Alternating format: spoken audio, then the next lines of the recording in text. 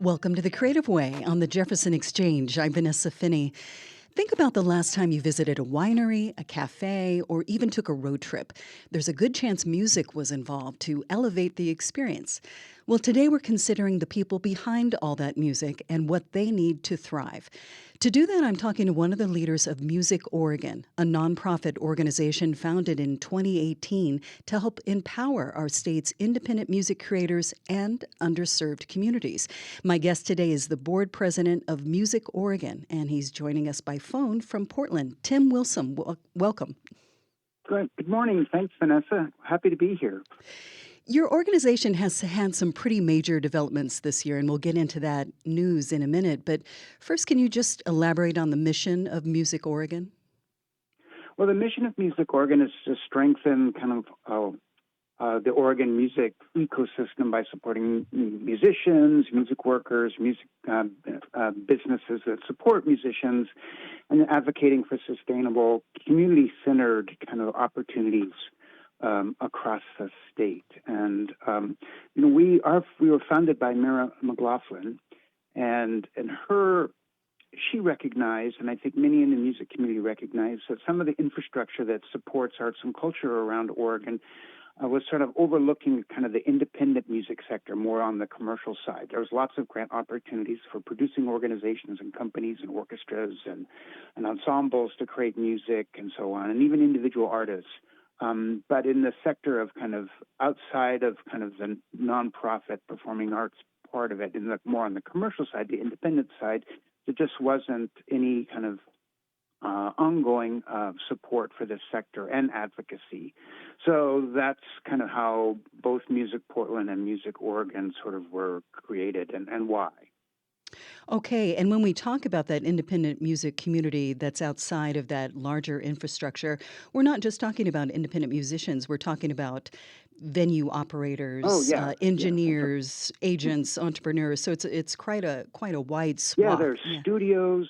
We have a Atomic Disc, which is a nationally recognized kind of CD production facility based in Salem. There's actually record presses, record stores, music stores around the state. This whole infrastructure that exists to support music in communities.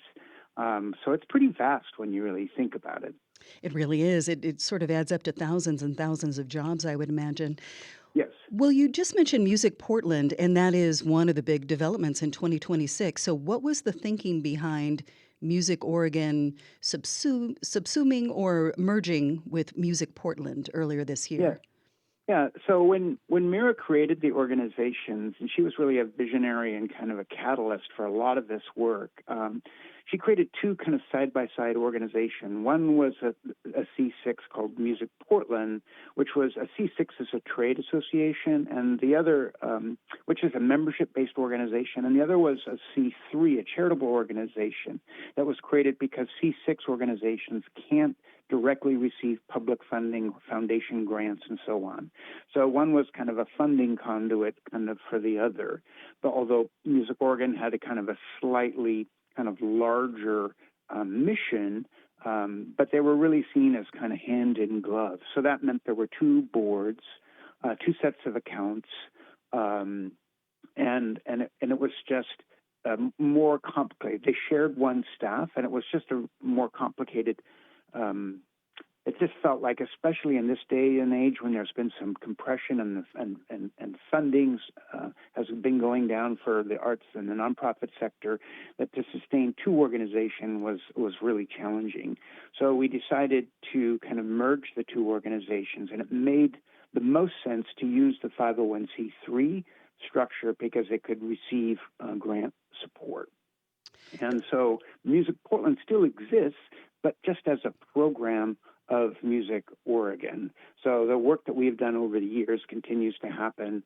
But at the same time, with this new kind of combined structure, we really hope to have a bigger impact on the rest of the state. So although it was named MusicOregon, it was something of a misnomer. The focus more was kind of work that we're doing here in the Metro Portland area. Mm-hmm. And now we're really trying to expand so that we can reach and support musicians and music communities across the state.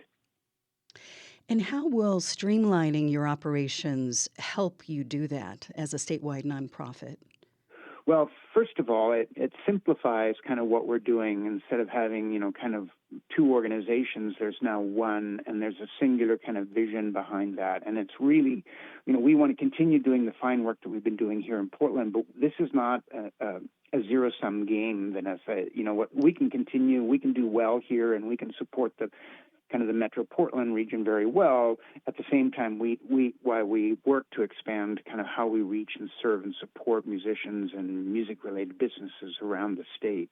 So I think it will help us, first of all, by expanding our board and drawing in new funding, building new relationships with communities, building relationships not only with funders and across the state, but we're actually building relationships with musicians and venues and music businesses so that we can better understand their needs and what they're doing and therefore serve them. So part of that means expanding our board, which is a big part of what we're doing. I know we're going to get to that in a minute. Right. And a reminder to our listeners that I'm Vanessa Finney talking with MusicOregon's board president, Tim Wilson, about new plans to serve Oregon's music communities more equitably. This is The Creative Way on the Jefferson Exchange. So, Tim, to that end, you talked about addressing gaps and reaching more widely. Tell us about this listening tour that you kicked off in this spring, I believe. How many events did you host? Where were they? It was.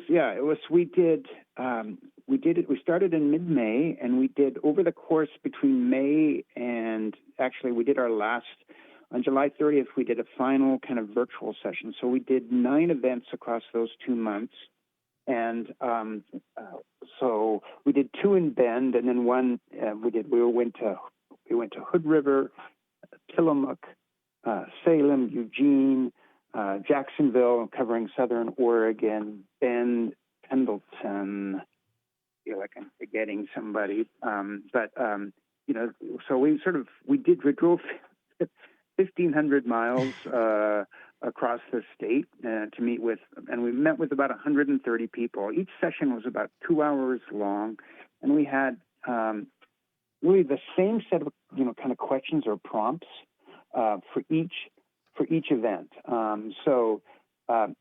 They weren't really presentations. We were really there just to kind of give a brief intro, and then we asked the same kind of 5 questions at each site to be able to get a better understanding of what was going on, what the needs were, what their interests were, how we could better serve them, how we could build kind of trust in the community so that we could kind of really kind of advance things and sort of get kind of buy-in and strengthen the relationship we have.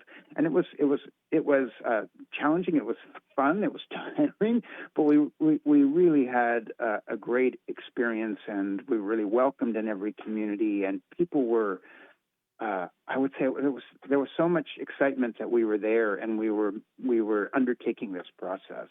And it was funded by, I want to have to say, thanks to Mira McLaughlin, our founder, who actually, before she left, she conceived this thing and sort of got the funding in place from Oregon Community Foundation, which kind of generously supported this endeavor to help us go around the state and do this. So it was really a great experience.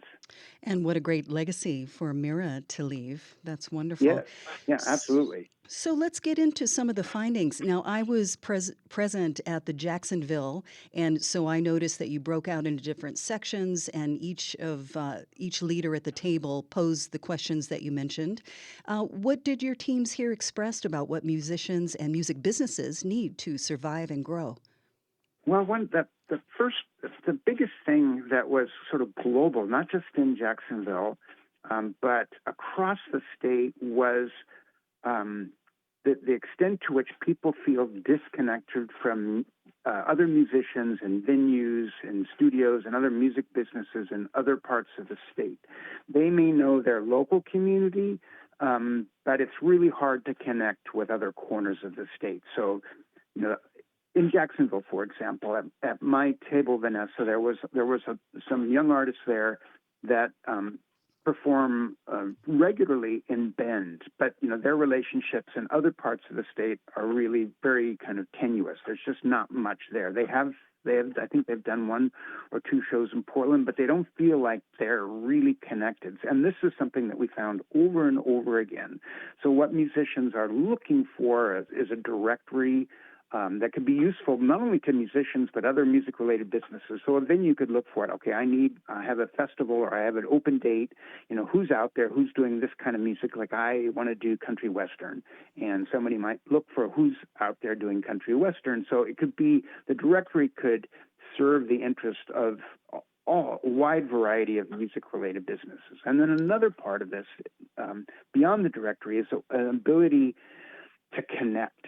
So one of the things that we hope to do in the near future is to create not only just a directory, but a forum where artists can connect across the state or regionally. So, for example, there could be a forum for musicians in Southern Oregon. So those are kind of the needs that sort of came up over and over again.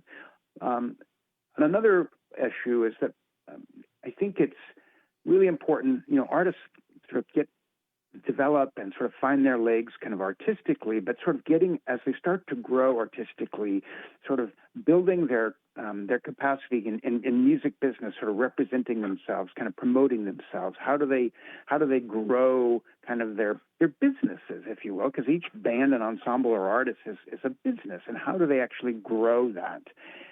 There's a real need for training on sort of the music business side, on management, on accounting, on all the, promotion, how they promote themselves, and social media is changing all of these kind of dynamics. So there's, I think, a need to sort of provide more professional development as well. So those are kind of sort of the top kind of level issues.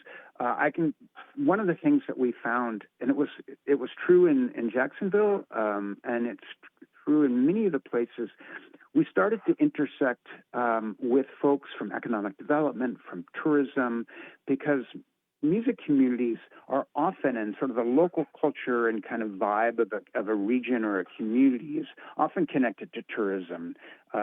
Tourism brings folks in and they become an audience, and they give a distinct kind of regional identity to a place. And there's, I think, an opportunity to work more closely with tourism statewide and with destinations and destination marketing organizations to build that affinity between local place. Because as you probably know, Vanessa, in my travels, and I'm sure you do in yours, those kind of local cultural connections that you make as you travel, you really feel like you're beginning to get to know a place. So we see a great deal, and this came up over and over again in many of the communities that we visited, that there was an interest in sort of building on this. And I think it's a win-win, not only for the musicians, but I think it's a win-win for the tourism and for music lovers and audiences across the state. I could go on and on particular findings. We have a lot. It's one of the things I wanted to sort of touch on is kind of the challenges.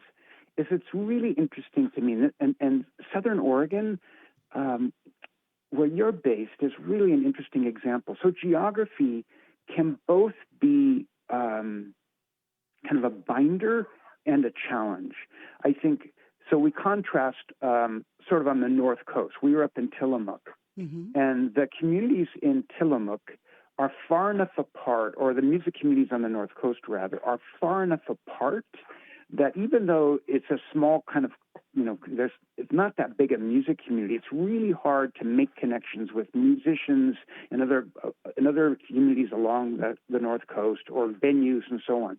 So they don't really have the kind of the network, even though it's not that big a region and it's just not that many players.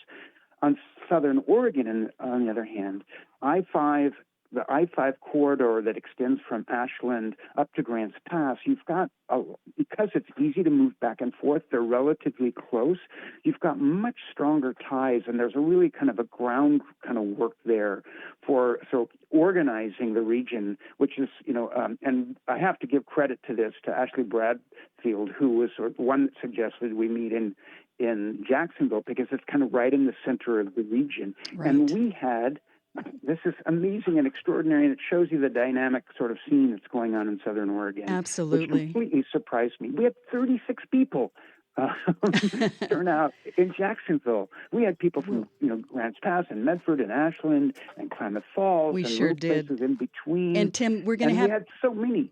We had to divide into like breakout groups, as you suggested. We did. Because we wanted to have those intimate conversations, and you couldn't really have intimate conversations with 36 people. All right, Tim, thank you so credit. much. And please keep us in the loop as you roll out your plans in our region. And for our listeners who want to learn more about Music Oregon, visit MusicOregon.org. You can learn about their findings and how they're rolling them out.